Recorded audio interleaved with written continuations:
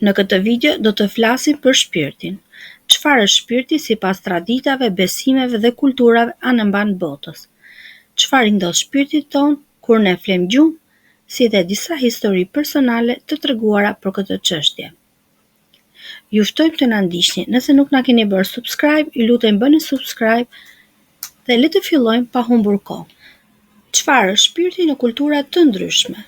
Në kulturën perëndimore, krishterime, shpirti i njeriut është pjesa e pavdekshme e njeriut që vazhdon të ekzistojë dhe pas vdekjes. Konsiderohet thelbi i qenies njerëzore.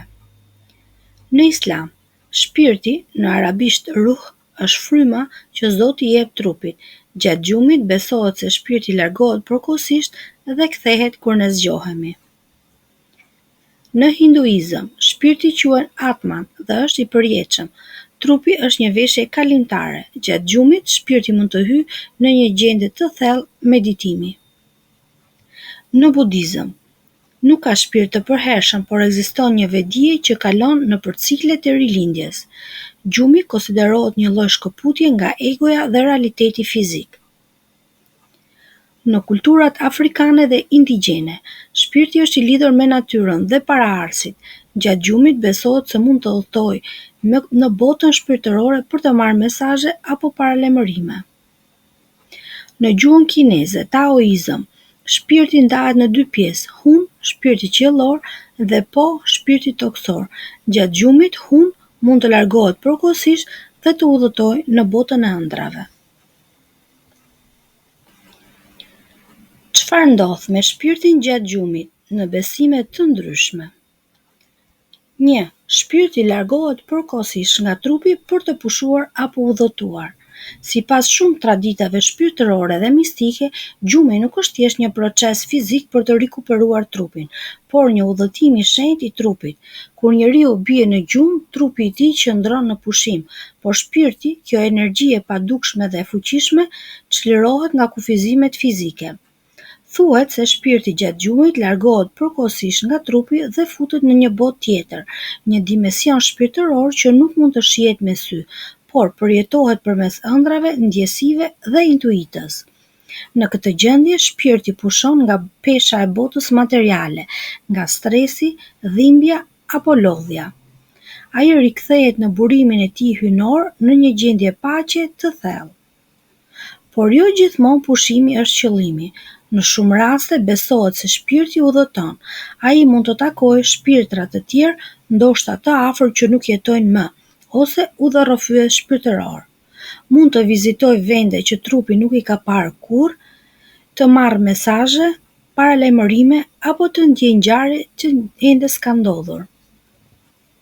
Kjo është arsye pse disa ëndra janë kaq të gjalla, të fuqishme dhe mbërslënse, sepse nuk janë thjesht imagjinat, por përvojë reale të shpirtit në një botë tjetër. Në disa kultura besohet se shpirti nuk kthehet dot në trup për ndonjë arsye, për shembull nga një frikë e madhe gjatë gjumit, një ndërprerje e dhunshme apo një sulm shpirtëror. Kjo mund të sjellë pasoja si lodhje ekstreme, çorientim apo në raste të rralla humbje të vedijes.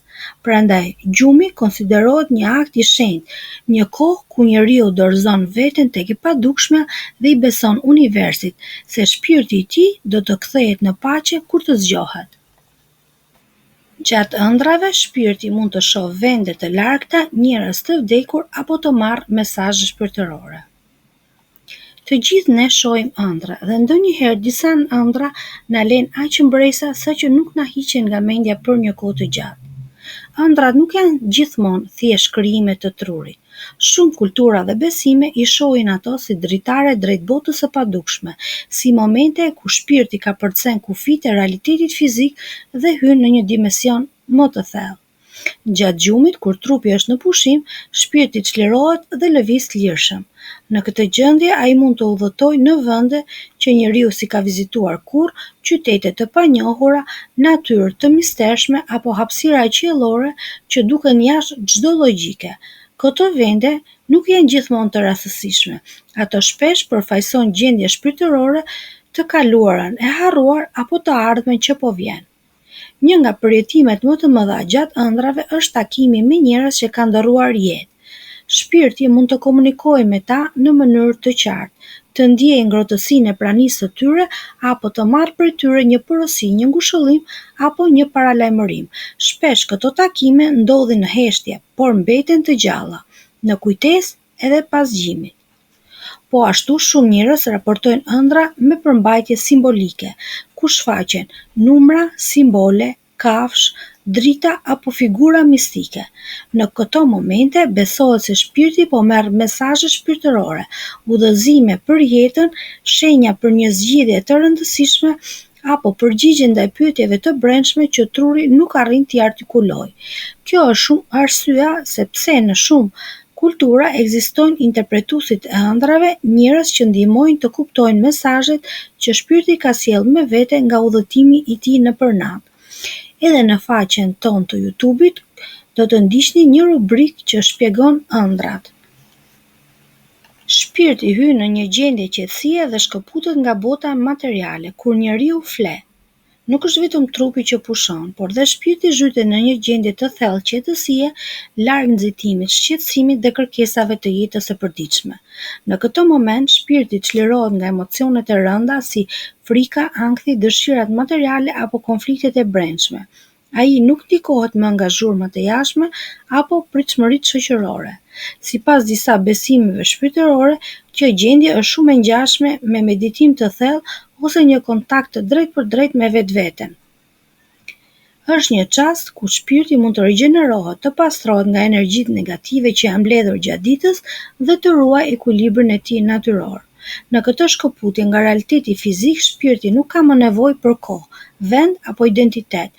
Ai nuk e ndjen më veten si unë, por si pjesë e një tërësie të madhe, një ndjesi uniteti dhe paqe që në ditën e përditshme është vështirë të arrihet. Shumë herë pas një gjumi të thellë dhe të qetë, njeriu zgjohet në një ndjenjë lehtësimi si të ishte çliruar nga një barrë e padukshme. Kjo është pasoja e drejtpërdrejtë e pushimit shpirtëror. Në disa tradita ezoterike thonë se gjatë kësaj gjendje të shkëputur, shpirti rilidhet me burimin e tij me një energji më të lartë, hynore apo universale, që ndihmon në rimbushjen e forcës jetësore dhe në rigjallërimin e vetdijes shpirtërore. Në disa raste besohet se gjatë gjumit mund të ndodhin udhëtimet astrale ose përvoja jashtë trupit. Përvoja jashtë trupit, ose e njohur ndryshe si udhëtim astral, është një dukuri mistike dhe shpirtërore që shumë njerëz e përjetojnë gjatë gjumit pa e kuptuar plotësisht. Sipas traditave ezoterike, në disa shkolla shpirtërore, trupi i njeriu përbëhet nga disa shtresa: trupi fizik, trupi emocional, trupi mendor dhe trupi astral. Pikërisht ky i fundit, trupi astral, është ai që besohet se ndahet përkohësisht nga trupi fizik gjatë gjumit të thellë ose në një gjendje të meditimit të avancuar.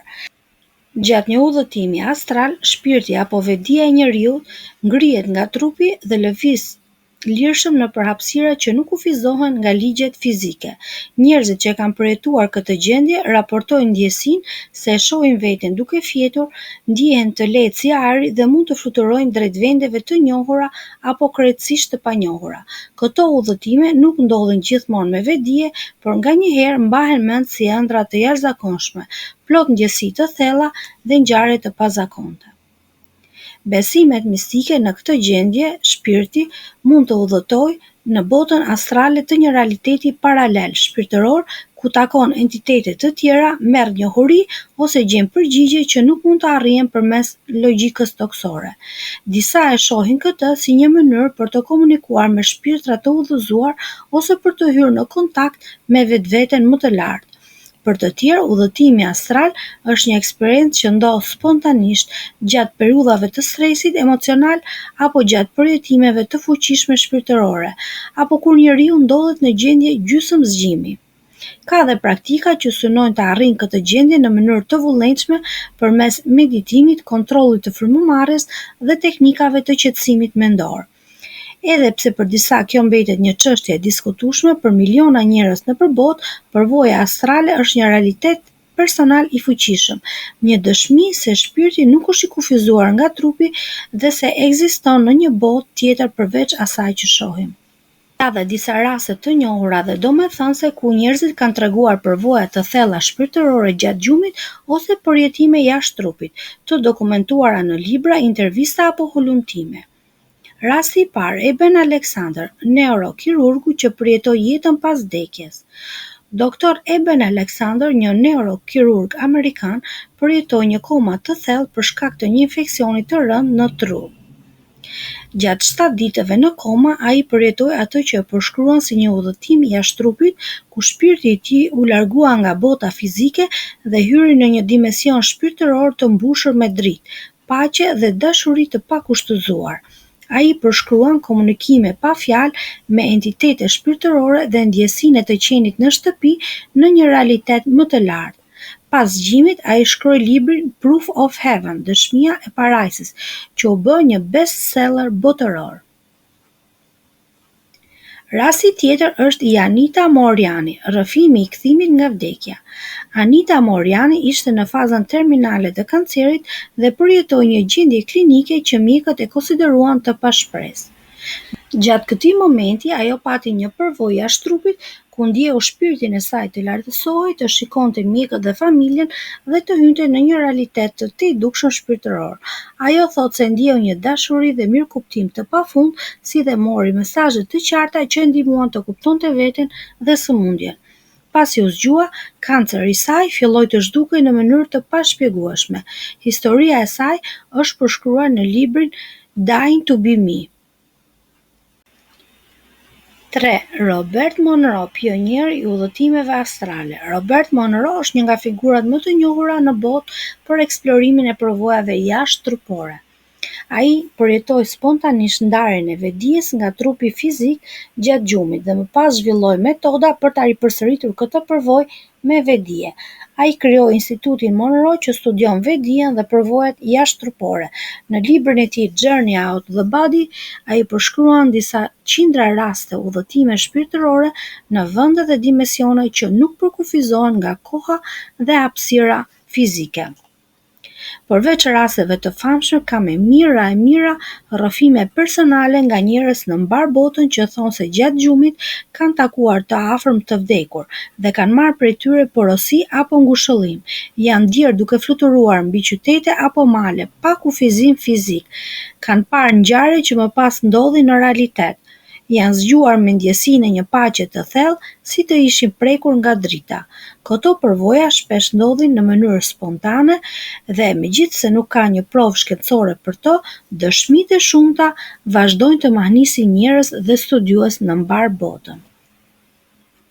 Shkëputja e shpirtit gjatë gjumit të thellë, atë fazë ku vedia fizike shuhet plotësisht, ndodh një çlirim i rradhë dhe i çmuar. Shpirti kërkon një shkëputje tërësore nga ndikimi i botës materiale dhe afrohet me burimin e tij të vërtetë, botën shpirtërore.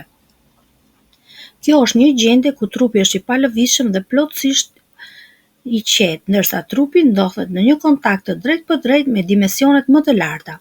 Në këtë fazë njeriu nuk është i lidhur më me trupin, me dhimbjet, me detyrimet, atë me emocionet e zakonshme. Shpirti gjendet në një fushë energjetike më të pastër, më të butë dhe më të ndritshme. Dhe në këtë fushë ajo ndodh që shumë filozofë e quajnë ushqim shpirtëror apo rigjenerim i vedijes. Disa tradita shpirtërore thonë se gjatë gjumit të thellë, shpirti mund të hyjë në kontakt me kujtesën e shpirtit, një formë njohjes që shkon përtej jetës aktuale. Kjo mund të shpjegojë pse njerëzit nganjëherë kur zgjohen kanë ide të reja, ndjesi të papritura qetësie apo një intuitë të fuqishme për diçka që nuk e kupton plotësisht. Në këtë gjendje kufiri mes së dukshmes dhe së padukshmes është tepër i hollë. Shpirti mund të marrë udhëzime nga fushat më të larta të ndërgjegjes, mund të bashkohet me energji të pastra ose thjesht të qëndrojë në paqe larg zhurmës toksore. Pikërisht për këtë arsye, një gjumë i thellë konsiderohet nga shumë mësime shpirtërore si bekimi i natës, një kohë ku shpirti riekuilibrohet dhe rikthehet në qendër të vetes. Shpirti mbetet një mister i madh, një udhëtar i heshtur që lëviz ndërmjet botës që shohim dhe asaj që ndjejmë. Në gjumë, kur gjithçka hesht, ai nis rrugëtimin e tij drejt dritës, qetësisë së padukshmes. A janë ëndra vetëm imagjinata apo kujtime nga një botë tjetër? Asnjë përgjigje nuk është përfundimtare, pas çdo përvoje, çdo ndjesie që na prek në thellësi, na afron më shumë me të vërtetën e shpirtit tonë. Shpirti është më shumë se sa ne mund ta shohim apo ta prekim. Në çdo natë gjumi ai ndoshta udhëton, pushon apo komunikon, apo thjesht na rikthen më të qetë, më të thellë dhe më të ndjeshëm. Këto përvoja që tham mbeten mister për shkencën, por ndoshta ju i keni përjetuar vetë në heshtje, në ëndër, në ndonjë moment të papritur. E vërteta është që secili prej nesh mban një botë të fshehtë brenda vetes, dhe ndoshta gjatë natës ajo botë bëhet më e gjallë se kurrë. A keni pasur ndonjëherë ndjesinë se shpirti juaj është larguar gjatë gjumit dhe keni ndërruar një vend që se keni parë kurrë, por që ju duket i njohur? Apo keni takuar ndonjëherë një të dashur, të ndjerë në ëndër dhe ndjesia ishte reale? A besoni te udhëtimi astral apo përvojat jashtëtrupore? Çfarë është për ju shpirti? Një ndjesi, një energji apo diçka hyjnore? Faleminderit që ishe me ne në këtë video. Nëse e ndjen këtë video si diçka më shumë se thjesht fjalë, atëherë je në vendin e duhur. Do të dëshironim të shihnim në komente disa nga përvojat tuaja. Dhe nëse ju ka pëlqyer kjo temë, mos harroni të shtypni subscribe dhe të aktivizoni zilen sepse kemi shumë video interesante në kanalin tonë për ju. Ju falenderoj për kohën tuaj. Shihemi në videon e radhës.